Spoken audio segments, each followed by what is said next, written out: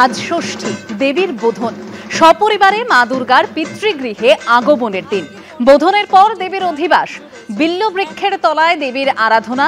গণেশ, কার্তিক, লক্ষ্মী, সরস্বতী সপরিবারে এক রাত সেখানেই থাকবেন মা। বিভিন্ন পুজো মণ্ডপের ছবি আপনাদের সামনে তুলে ধরবো, কারণ আমাদের প্রতিনিধিরা সরাসরি সেখান থেকে রয়েছেন।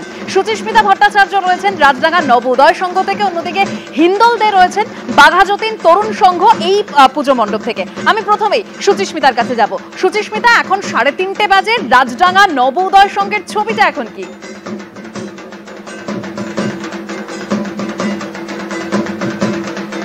দেখো, আমি এই মুহূর্তে রয়েছি রাজডাঙ্গা নবোদয় সংঘ। দেখো, এই রাজডাঙ্গা নবোদয় সংঘের বৈশিষ্ট্য হলো যে মানুষের কাছে কিন্তু নতুন নতুন রূপে ধরা দেয় এবং নানান রকমের চমক থাকে। আর এইবারের যে চমক তা কিন্তু দেবস্মিতা, দেখো কি অপূর্ব মণ্ডপ। এই মণ্ডপ অর্থাৎ এই থিম হচ্ছে প্রশ্ন।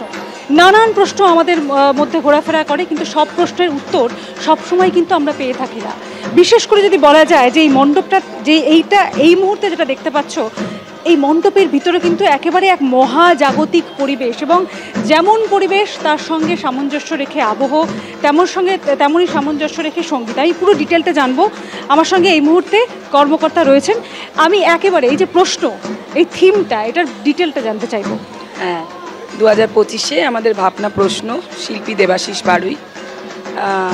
আমাদের প্রথমেই আমাদের এই মণ্ডপের বাইরেটা তৈরি হয়েছে একটা রঙ্গমঞ্চের আদলে, কারণ আমরা কোথাও যেন এই রঙ্গমঞ্চের একজন নট আর নটি। তো তারপর যখন আমরা মণ্ডপের ভেতরে আস্তে আস্তে প্রবেশ করছি, দেখছি একটা বিশাল প্রজাপতি রঙিন ডানা, মানে আমাদের স্বপ্নের উড়ান। কারণ আমাদের মনের মধ্যে যদি রঙিন স্বপ্ন না থাকে, আমাদের অ্যাচিভমেন্ট আসে না। তারপর যখন আমরা মণ্ডপের ভেতরে আসলাম, তখন ওপরটা দেখলাম একটা মহাকাশ, যেখানে প্রচুর গ্রহাণুপুঞ্জ, আর সেখান থেকে অনন্তকাল ধরে খসে পড়ছে উল্কাপিণ্ড। কোনো এক সময় এই উল্কাপিণ্ড খসে পড়ে এই পৃথিবীর সৃষ্টি হয়েছিল। তো তারপর যেটা দেখলাম যে আমাদের এই মণ্ডপটা গড়ে উঠেছে একটা শিবলিঙ্গের আদলে। শিবলিঙ্গ হচ্ছে শিব পার্বতীর মিলন, এবং যেখান থেকে উঠে আসে উৎস হচ্ছে শক্তি। আর নিঃসন্দেহে বলা যায় যে এই মণ্ডপটা কিন্তু অভূতপূর্ব। দেবস্মিতা, একদম সুচিস্মিতা, আমরা সেই মণ্ডপের ছবি অর্থাৎ মণ্ডপ সজ্জা আপনাদের সামনে তুলে ধরলাম না। আমার অপর প্রতিনিধি হিন্দল দে রয়েছেন বাঘাযতীন তরুণ সংঘ থেকে।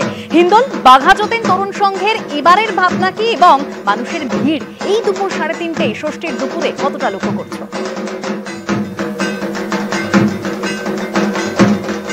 একেবারে দেবস্মিতা, তোমাকে বলে রাখি, বাঘাযতীন স্টেশন রোডের উপরে বাঘাযতীন তরুণ সংঘ সেই ক্লাবের এবারে যে পুজো 76 বছরে পদার্পণ করেছে, এবং তাদের ভাবনায় কিন্তু রাঙা বরণ, অর্থাৎ রাঙা বরণ এই নামের পেছনে একটা কারণ রয়েছে। তুমি দেখতেই পাচ্ছ যে মায়ের রঙও কিন্তু রাঙা, এবং টেরাকোটার ছাপে কিন্তু পুরো সম্পূর্ণ মাকে তৈরি করা হয়েছে। এবং গোটা মণ্ডপ যেখানে সমস্ত জায়গায় কিন্তু রাঙামাটির দেশ, অর্থাৎ কিনা পুরুলিয়া, বাঁকুড়া, সেই সব জায়গায় যে কারুকার্য, সেই সব কারুকার্যকে কিন্তু তুলে ধরা হয়েছে। আমরা সরাসরি কথা বলে নেবো। এখানকার পুজো উদ্যোক্তা রয়েছেন ঐশ্বর্য। মূলত এই রাঙা বরণ যে আপনারা নাম দিয়েছেন, এই নামের পেছনে কারণটা কি তুলে ধরতে? রাঙাবরণ অর্থাৎ রাঙামাটির দেশ, যেখানে হচ্ছে সেখানকার শিল্পীদের শিল্পটা নিয়ে আমরা সবসময় চর্চা করি। সেটা আমাদের সব কিছু চোখ ধাঁধিয়ে যায়, কিন্তু আমরা শিল্পীর কথাটা তো কখনো ভাবি না। তো এখানে তাদের যে সামাজিক উত্তরণ, সেটাই আমাদের এবার 76তম বর্ষে বাঘাযতীন তরুণ সংঘে তুলে ধরা হয়েছে। সামাজিক উত্তরণ রাঙামাটির দেশের যে, অর্থাৎ কিনা রাঙামাটির দেশে যেসব মানুষজন মাটির কাজ করে, এবং সেই সব জায়গায় সেই কাজের বিষয়টা, এবং আমরা যেই মণ্ডপের ভেতরে দাঁড়িয়েছি, এই মণ্ডপটাকে একটি কূপ হিসেবে ধরা হয়েছে, যেটা চুল্লি হিসেবে ধরা হয়েছে, যেখানে কিন্তু সেই সব মাটির পাত্র, মাটির পুতুল সমস্ত কিছুকে কিন্তু তৈরি করা হয়, এবং সেখানে কিন্তু শক্ত করে তৈরি করার জন্য সেই কারণে আগুনের দরকার পড়ে, এবং সেখান থেকেই কিন্তু একটা মানুষ তৈরি হয়, এবং মানুষেরও কিন্তু সমস্ত ঘাত প্রতিঘাত পেরিয়ে আসার পরেই একটা সঠিক মানুষ তৈরি হতে পারে। এবং সেই কারণেই কিন্তু ঠিক এভাবেই রাঙাবরণ নাম দিয়ে কিন্তু বাঘাযতীন তরুণ সংঘ তাদের এবারে 76 বছরের পুজো মণ্ডপ সজ্জিত করেছে, এবং প্রতিমাতেও কিন্তু টেরাকোটার ছাপ এবং রাঙা মূর্তি মায়ের। একদম হিন্দল, তুমি আমাদের সঙ্গে থাকো। কলকাতার অর্থাৎ দক্ষিণ কলকাতার পুজো মণ্ডপ যেরকম আপনাদের সামনে তুলে ধরলাম, দেখতে পাচ্ছেন সেই ছবি, এর পাশাপাশি শিলিগুড়িতে নিয়ে যাব আপনাদের। শিলিগুড়ির রবীন্দ্র সংঘের পুজো এবার 73 বছরে পা দিল। আর এবছর তাদের কি ভাবনা, সরাসরি সনদ ঝা আমাদের প্রতিনিধি রয়েছেন। সনদ,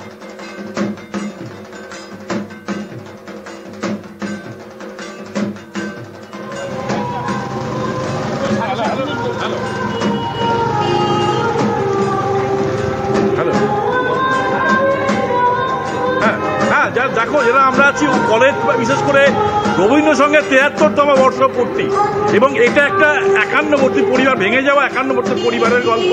যে পরিবারের হচ্ছে নায়ক হচ্ছে পিতা, সেই পিতার গল্প আমি দেখাতে বলবো যে এই একটা বাড়ি, পুরোনো দিনের বাড়ি, যেই বাড়ি আছে এক পিতার বাড়ি, সে পিতা সন্তানের সঙ্গে তার বিচ্ছেদ ঘটেছে, এবং যে যা হয় সংসারে পিতা যখন বড় হয়, সেই পরিবারের সেই সন্তান সে পুরোনো বাড়ি ভেঙে ফেলতে চায়, পুরোনোটা হাতে দিতে চায়, এবং সেটা নিয়ে মনোমালিন্য। দেখতে পাচ্ছেন যে এখানে রয়েছে একটা বাড়ি ভেঙে দেওয়ার যন্ত্র, যেটা বাড়ি ভেঙে প্রমোটারে তুলে দেওয়া হবে। অর্থাৎ পিতার শুধু অনুমতির অপেক্ষা, যে পিতার মধ্যে যে দ্বন্দ্ব, সেই দ্বন্দ্বকে কিন্তু ফুটিয়ে তোলা হয়েছে। এবং এই যে মণ্ডপের বাইরের থেকে ভেতরে যতই এগোবে, সেখানে যে একটা নিষ্পেষিত পিতা, তার যে রূপ, সে এক একটা রূপ তুলে ধরা হয়েছে।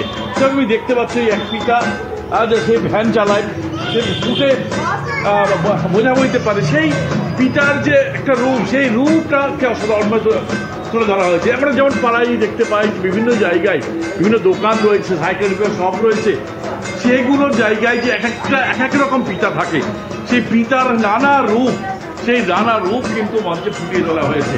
এবং তোমাকে দেখাবো যে মায়ের মূর্তি, যে মায়ের মূর্তিও কিন্তু একেবারে সে বৌদ্ধ স্টাইলে রয়েছে,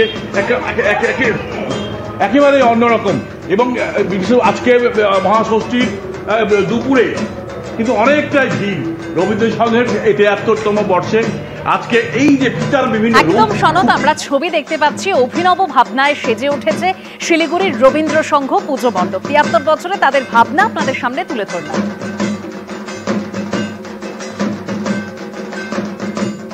এবিপি আনন্দর হাত ধরে ঘরে বসেই পুজো পরিক্রমা, আর এবার ঘরে বসে আকাশ পথে দেখে নিন অর্জুনপুর আমরা সবাইয়ের পুজো।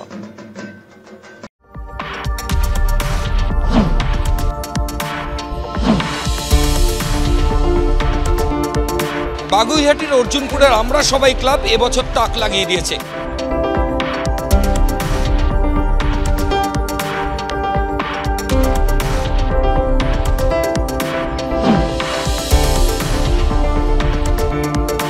তাদের থিম মুখোমুখি, এবং দ্বিতীয়া থেকেই এই মণ্ডপে আসার ভিড় চোখে পড়ার মতো।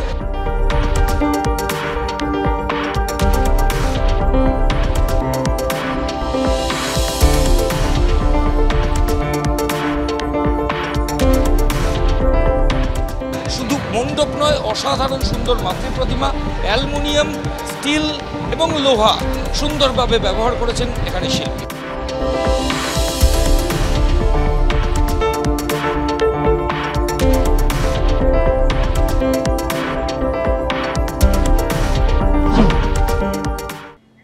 ষষ্ঠীর দিন পূর্ব মেদিনীপুরের নন্দীগ্রাম ও খেজুরিতে পরপর দুর্গাপুজো উদ্বোধন করলেন শুভেন্দু অধিকারী।